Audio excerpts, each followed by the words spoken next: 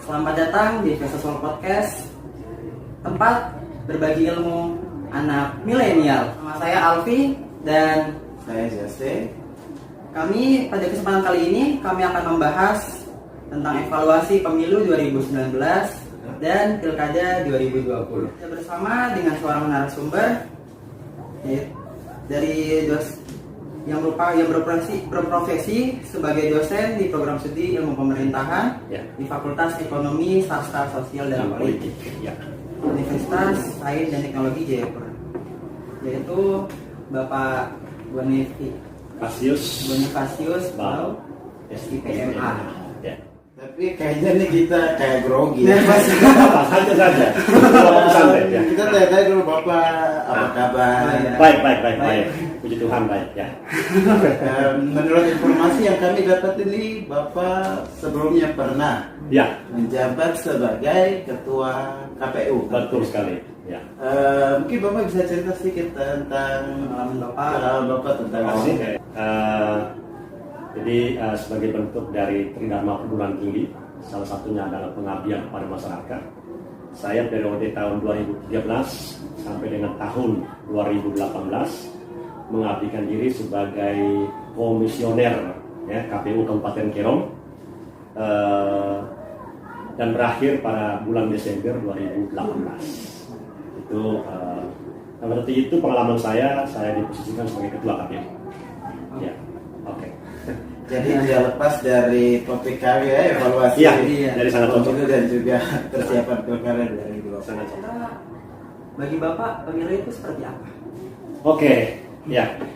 Jadi sebelum saya menjawab tentang definisi pemilu secara teoritis, dan kemudian nanti saya mencoba untuk mengkolaborasikan dengan pengalaman sebagai komisioner KPU menyelenggarakan pemilu itu sendiri. Dahulu saya memberikan gambaran dulu ya. Jadi kalau kita bicara mengenai dinamika demokrasi di Indonesia, itu ibarat pendulum ya. Pendulum itu dia terus bergerak dari titik yang satu ke titik yang lain ya. Dia terus bergerak mengalami perubahan dari waktu ke waktu. Nah, sejak Indonesia merdeka, kemudian rezim Orde Lama, rezim Orde Baru dan juga rezim reformasi, kita sudah menyelenggarakan beberapa kali pemilihan umum. Terakhir Undang-Undang Nomor 7 Tahun 2017 tentang pemilihan umum itu adalah salah satu produk yang tadi saya bilang terus mengalami perubahan dari waktu ke waktu. Nah, kalau bicara mengenai pemilu itu sebenarnya ada dua hal. Yang pertama kita bicara mengenai sistem, yang kedua kita bicara mengenai proses. Sistem itu apa? Sistem itu adalah seperangkat metode atau seperangkat aturan yang mengatur warga negara yang memenuhi persyaratan untuk memilih seseorang menduduki jabatan politik. Nah, jadi seseorang yang punya persyaratan, artinya perangkat atau metode itulah yang mengatur baik itu pemilih, baik itu penyelenggara pemilu maupun peserta pemilih. Itu semua diatur. Jadi itu akan kita mengenal dalam Undang-Undang Nomor 7 Tahun 2017 akan saya jelaskan kira-kira seperti apa sistem pemilunya. Sedangkan yang kedua adalah proses, itu berkaitan dengan bagaimana undang-undang mempersyaratkan kepada penyelenggara pemilu. Dalam hal ini ada tiga. Yang pertama adalah KPU, yang kedua adalah Bawaslu, yang ketiga adalah DKPP. Itu menjalankan, terutama KPU tahapan, program, dan jadwal. Itu disebut dengan proses. Jadi lebih kepada institusi penyelenggara pemilu itu proses. Nah itu berkaitan dengan pemilu ya. Nah kembali lagi ke tadi. Siklus 5 tahunan. Indonesia ini kan setiap 5 tahun itu pasti ada penyelenggaraan pemilu ya. Entah itu pemilu presiden, entah itu pemilu DPR atau DPD, kemudian gubernur, bupati, wali kota. Itu pasti ya secara konstitusional. Saya katakan secara konstitusional ini selalu ada perubahan sistem ya dalam penyelenggaraan pemilu. Dan terakhir kita menggunakan undang-undang seperti itu dengan gambarnya. Ya. Yang kedua, ya. Kan tentu saja apapun itu pasti ada dasarnya kan Pak? Betul. Kira-kira apa saja dasar hukum pemilu di Indonesia? Ya. Menurut Bapak? Jadi kalau kita dari mulai era reforma Orde Lama, rezimnya Orde Lama, kemudian rezim Orde Baru, kemudian rezim reformasi, kita sudah banyak sekali produk hukum yang mengatur tentang pemilihan umum itu. Nah, kita mengambil saja produk hukum yang terbaru, pemilu tahun 2019 kemarin. Itu dasar hukumnya adalah Undang-Undang Nomor 7 tahun 2017 tentang pemilu. Nah, ini menarik. Undang-undang ini menggabungkan, ya, dalam catatan saya itu menggabungkan peraturan pemilu yang mana pada rezim sebelumnya atau pada pemilu sebelumnya itu berjalan sendiri-sendiri. Nah, yang pertama adalah Undang-Undang Nomor 42 tahun 2008 itu tentang pemilihan umum presiden dan wakil presiden. Kemudian Undang-Undang Nomor 15 tahun 2011 tentang penyelenggara pemilu, KPU, Bawaslu tadi, DKPP. Dan yang terakhir adalah Undang-Undang Nomor 8 tahun 2012 tentang pemilihan anggota DPR, DPD, DPD provinsi, DPD kabupaten kota. Nah, 3 undang-undang ini digabung menjadi satu yang disebut dengan Undang-Undang Nomor 7 tahun 2017. Nah, penggabungan undang-undang ini ada 4 catatan saya. Ada 4 hal kenapa perlu digabung. Yang pertama berkaitan dengan pengaturan penyelenggara dan peserta pemilu. Jadi penyelenggara pemilu itu yang tadi saya singgung, KPU dengan jajarannya dari KPU RI, provinsi, kabupaten, kota sampai dengan penyelenggara ad hoc, mulai dari PPD, PPK ya, kalau PPD di Papua, PPS sampai dengan KPPS, kemudian mengatur mengenai Bawaslu dengan jajarannya, kemudian DKPP ya, yang bertugas untuk penegakan kode etik. Peserta pemilu itu berkaitan dengan partai politik, kemudian calon dan lain sebagainya. Itu diatur dalam satu produk undang-undang tadi. Memang dari sisi positifnya bahwa undang-undang ini mengatur secara keseluruhan sehingga dia tidak bias kemana-mana. Gitu ya. Kemudian yang kedua berkaitan dengan sistem pemilihan. Undang-Undang Nomor 7 tahun 2017 itu adalah satu produk undang-undang yang menghasilkan sistem yang baru pertama kali diterapkan di Indonesia dalam setiap event kepemiluan. Jadi kita mengenal sistem pemilu namanya sistem proporsional, tapi dengan metode adalah sine large atau metode di mana menggunakan sistem peringkat. Ya, sistem peringkat. Jadi metode ini dulu baru pertama kali dilakukan di Indonesia, sehingga pada saat pemilihan umum kemarin banyak sekali hal-hal yang ada yang sudah diketahui secara jelas, ada yang juga masih orang bilang masih abu-abu dipahami oleh anggota legislatif sehingga mereka belum tahu persis bagaimana mentransfer suara menjadi kursi. Begitu. Dan kemudian yang ketiga berkaitan dengan manajemen pemilu, yang keempat berkaitan dengan penegakan hukum, ya, yakni undang-undang pemilu. Itu 4 hal yang diatur dalam undang-undang itu. Oke, jadi kembali lagi yang menarik adalah berkaitan dengan sistem pemilu, ya, sistem pemilu. Jadi Undang-Undang Nomor 7 tahun 2017 itu kita menggunakan sistem proporsional dengan daftar terbuka. Jadi dalam sistem proporsional itu sebenarnya ada dua varian. Yang pertama adalah open list system, yang kedua adalah closed list system. Kita sudah pernah mempraktikkan itu sebenarnya, tertutup dan terbuka. Nah, tahun 2017 undang-undang itu kemudian pada 9 April kemarin ya, tahun 2019 itu kita menggunakan sistem proporsional yang daftar terbuka. Itu sistemnya. Kemudian transfer suara menjadi kursi itu habisnya di dapil. Dapil istilahnya daerah pemilihan ya. Itu transfer suara menjadi kursi. Kemudian berkaitan dengan metode itu kita menggunakan konversi suara yang tadi saya singkat tadi adalah sine legue ya, atau sistem peringkat. Nah ini yang sistem baru pertama kali diterapkan di Indonesia. Nah ini yang kemudian kalau pada tahun 2014 kemarin itu kan kita menggunakan istilah bilangan pembagi pemilu. Jadi sedangkan pemilu sekarang ini kita menggunakan sistem peringkat, dia dibagi angka ganjil. Ya. Memang barang ini lebih mudah kalau kita langsung menggunakan simulasi. Kita misalnya kita bikin daerah pemilihannya partai A, partai B, kemudian perolehan suaranya, sistem peringkatnya menggunakan angka ganjil, dia dapat kursi atau tidak. Tapi kalau kita bicara secara oral ini agak sedikit susah untuk mengerti.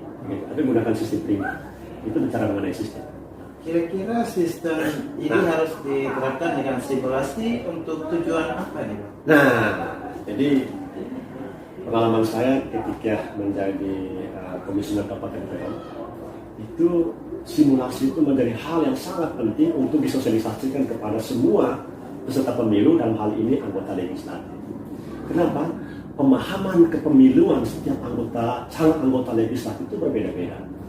ada calon yang lahir melalui sebuah proses pengkaderan partai politik yang luar biasa, maka kemudian mereka paham mengenai aturan kepemiluan. Ada yang disebut dengan kader karbitan. Jadi mereka muncul ketika mau menjelang pemilu dan tidak tahu apa-apa mengenai demokrasi, kepemiluan dan lain sebagainya.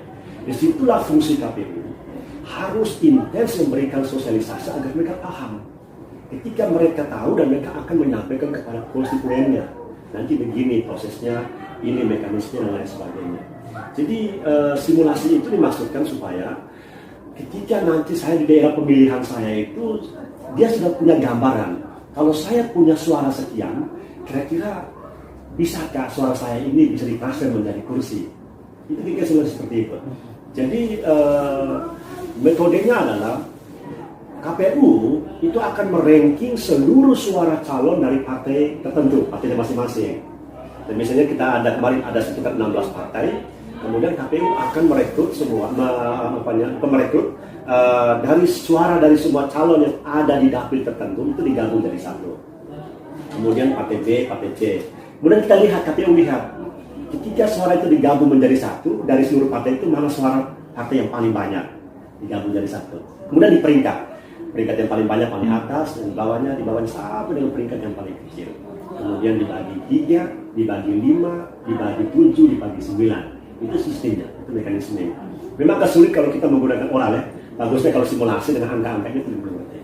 Seperti itu gambarannya. Dan dengan seperti itu, calon anggota dewan dia paham betul. Oh, saya sudah punya gambaran. Artinya dia sudah punya target. Kalau suara saya segini, segitu, kira-kira saya bisa mendapatkan kursi atau tidak. Dan dari situlah dia harus mulai membuat strategi marketing politiknya seperti apa.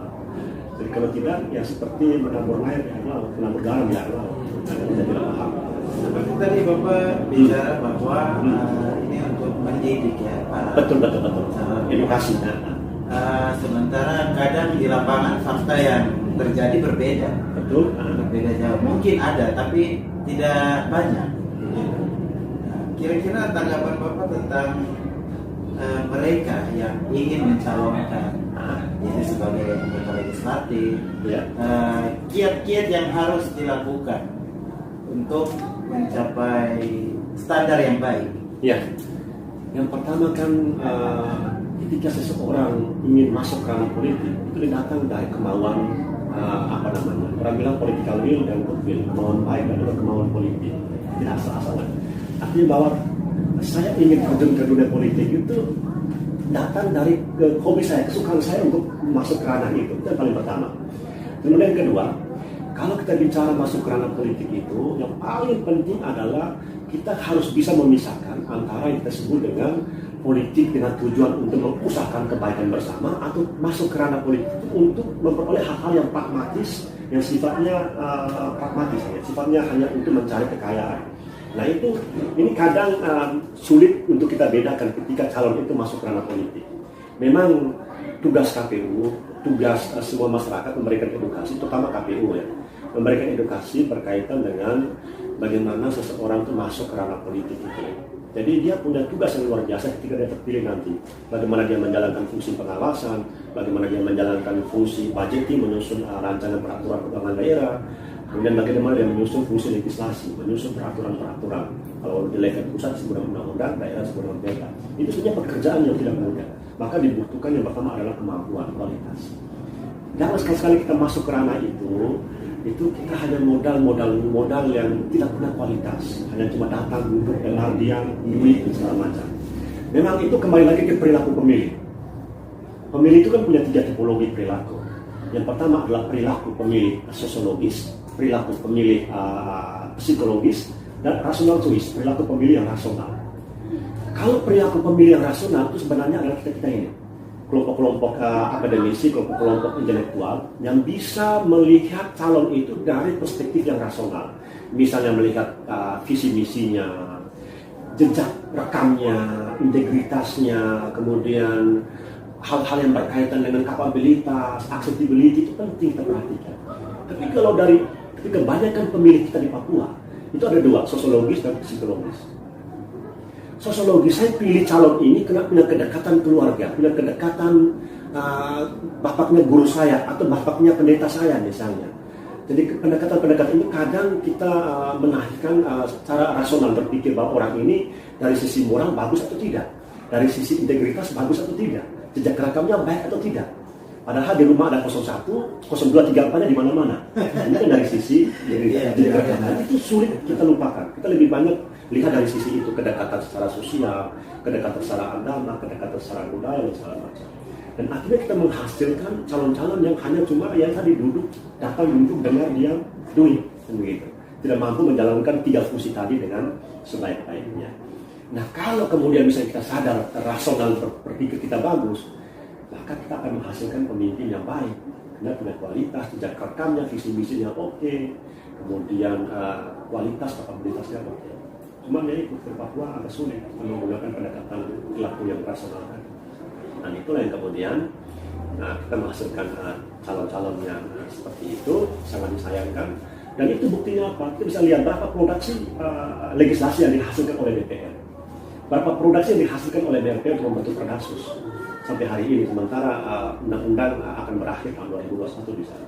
Kita lihat berapa produk. Dari produk itu kita lihat adakah juknis dan juklamnya adakah tidak. Jangan cuma menghasilkan produk undang-undang atau Perdasus, tidak ada petunjuk teknisnya, tidak ada petunjuk laksananya, sama saja. Kan begitu. Tidak bisa dilaksanakan. Sama dengan undang-undang. Undang-undang itu terbentuk, kemudian harus ada yang disebut dengan peraturan pemerintah. Tadi peraturan pemerintah itu disebut dengan petunjuk teknis dilaksanakan di lapangan.